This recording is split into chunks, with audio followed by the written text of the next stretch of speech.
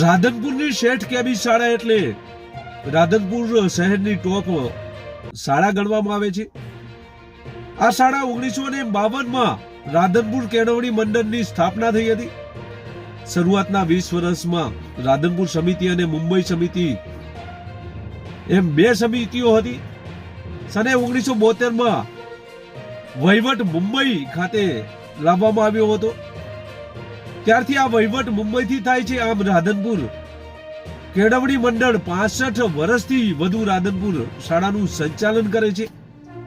આ શાળામાં રાધનપુર આજુબાજુની જે જનતા છે, રાધનપુર આજુબાજુના જે ગ્રામ્ય વિસ્તારો છે, આ ગ્રામ્ય વિસ્તારોમાં લગભગ 35 થી 40 ગામના લોકો અહીંયા અભ્યાસ કરે છે, વિદ્યાર્થીઓ અહીંયા અભ્યાસ કરે છે. ત્યારે આ વિદ્યાર્થીઓને હાલ આ શાળામાં જે મોબાઈલ ટાવરો છે તે ટાવરોથી સ્વાસ્થ્ય સાથે ખતરો થઈ રહ્યો છે. શાળામાં જ આ જે ટાવરો છે એ ટાવરો લગાવી દેતા અનેક સવાલો ઉભા થયા છે. તો આવું આ વિશે ચર્ચા કરીએ. રાધનપુર શેઠ કેબીની શાળામાં મોબાઈલ ટાવરો લગાવી દેવામાં આવ્યા છે અને આ મોબાઈલ ટાવરો દ્વારા નીકળતા ઝેરી કિરણો આસપાસના લોકો તો સાઈડમાં રાખો, પરંતુ જે વિદ્યાર્થીઓ આવે છે તે વિદ્યાર્થીઓ માટે જોખમી પુરવાર થાય છે. બસ કોઈ કામ હોય તો તાત્કાલિક કહી દેજો, આપણે તમારી સેવામાં હાજર રહીશું. આવા મોબાઈલ વાર્તાલાપથી જ આખો દિવસ પસાર કરનાર લોકોને ખબર નથી કે આપણા જીવન સાથે અત્યારે અનિવાર્ય બની ગયેલા ટાવરો ટ્યુમર જેવા જીવલેણ રોગ ફેલાવી રહ્યા છે. મોબાઈલને કાને લગાડીને કલાકો સુધી વાતચીત કરનાર તો રેડિયમની અસરના રોગો શરૂ થઈ જાય છે. તે આધુનિક તબીબ વૈજ્ઞાનિકે પણ સ્વીકાર્યું છે. અને વાતચીત મૂળ સાધન સમા મોબાઈલ ટાવરની તો તેમાંથી નીકળતા રેડિયેશન પર જોખમી હોય છે.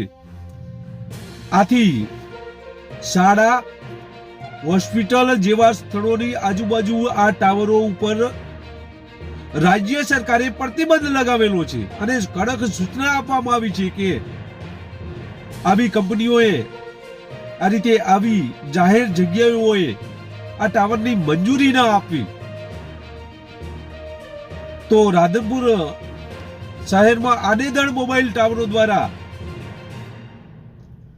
આવી ગેરકાયદેસર જે પરમિશનો છે તે પરમિશનો આપી દેવામાં આવી છે. તેમાં રાધનપુર શેઠ કેબીનો પણ સમાવેશ થાય છે. રાધનપુર શહેરમાં શેઠ કેબી વિદ્યાલયમાં હજારો સંખ્યામાં વિદ્યાર્થીઓ અહીંયા અભ્યાસ કરે છે. અહીંયા આજુબાજુ રહેણાંક વિસ્તારો પણ આવેલા છે. તેમ છતાં મોબાઈલ સેવા આપતી કંપનીઓએ ટાવરો શેઠ કેબી શાળામાં જ ઉભા કરી દીધા છે. ટ્રાઈ તથા ટેલિકોમ વિભાગના આદેશ મુજબ 600 મિલીવોલ્ટ સ્કેવેર મીટરથી વધુ electro magnetic radiation mobile tower દ્વારા ફેલાતું જોઈએ નહીં. જો હોય તો ત્યાં એના એડિશન ઉપકરણ મૂકવું જોઈએ. પરંતુ રાધનપુર શહેરમાં 40 થી વધુ મોબાઈલ ટાવરો આવેલા છે. તે પૈકી મોટા ભાગના નિયમોનું પાલન કરતા નથી. ખાસ તો શૈક્ષણિક સંસ્થાઓ એટલે કે શેઠ કેબીમાં આ મોબાઈલ ટાવર હોવું ન જોઈએ. કારણ કે અહીંયા જે વિદ્યાર્થીઓ છે તે વિદ્યાર્થીઓ ઉપર તેના જીવન સાથે, તેના આરોગ્ય સાથે ખતરો વધી રહ્યો છે. બાળકોને સૌથી વધુ જોખમ શાળાના મોબાઈલ ટાવરથી થાય છે.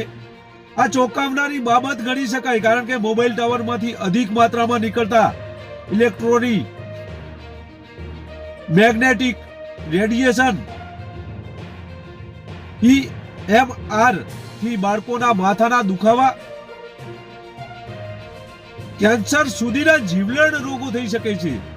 વળી શાળાના બિલ્ડિંગ ઉપર જો તોતિંગ ટાવરો ખડો કરવામાં આવે તો બિલ્ડિંગ પણ તૂટી જવાની સંભાવના રહેલી છે.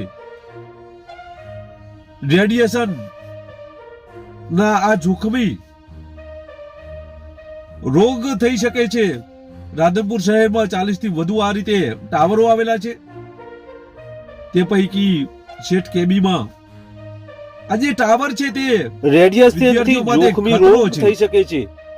આ શહેરમાં જે ટાવરો છે તે ટાવરો પૈકી મોટા ભાગના ટાવરો આંતરરાષ્ટ્રીય માપદંડનું જરા પણ પાલન કરતા નથી.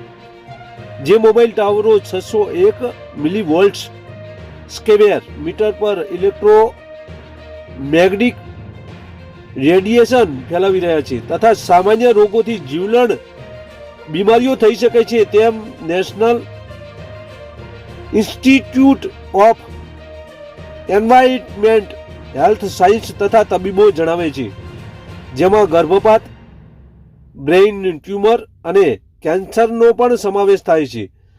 રાજ્ય સરકારે તો અગાઉ સૂચના આપી દીધી છે કે રાજ્યની શાળાઓ, કોલેજો, હોસ્પિટલો કે પેટ્રોલ પંપની આસપાસ ઊભા કરાયેલા ટાવરોને હટાવી લેવા માટે મોબાઈલ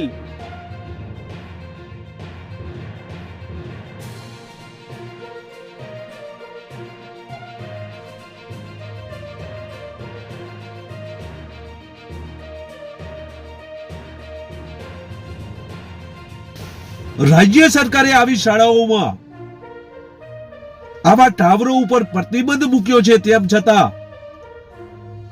પાટણ જિલ્લા શિક્ષણ ખાતા તરફથી આ ટાવરોને કેમ લગાવવા માટે ની મંજૂરી આપવામાં આવી તે સવાલ છે. પરંતુ હાલ આ શેઠ કેબીમાં અભ્યાસ કરતા બાળકો, ફરજ બજાવતા શિક્ષકો અને આજુબાજુના જે રહેણાંક વિસ્તાર છે તે વિસ્તારમાં વસવાટ કરતા લોકોને આરોગ્ય સાથે ચેડા થઈ રહ્યા છે. આ ટાવરોના લીધે ક્યારેક માથું દુખવું તો કેન્સર જેવી બીમારીઓ પણ થઈ રહી છે. ત્યારે આ બાબતે રાધનપુરના એક જાગૃત નાગરિક દ્વારા શેઠ કેબીમાં આરટીઆઈ મુજબ માહિતી માંગવામાં આવી છે.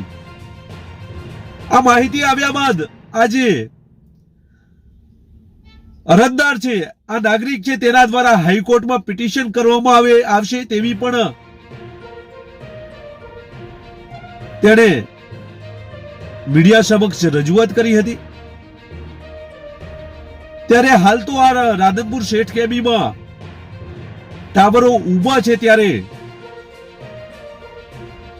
આ અરજદારને આ લોકો ક્યારે આ માહિતી આપે છે અને ક્યારે આ ટાવરો શાળામાંથી હટાવવામાં આવશે તે આવનાર સમય બતાવશે. પરંતુ હાલ તો બાળકોના જીવન સાથે, બાળકોના આરોગ્ય સાથે ખિલવાડ થઈ રહ્યો હોય તેવું જોવા મળી રહ્યું છે. બસ એ જ. નમસ્કાર.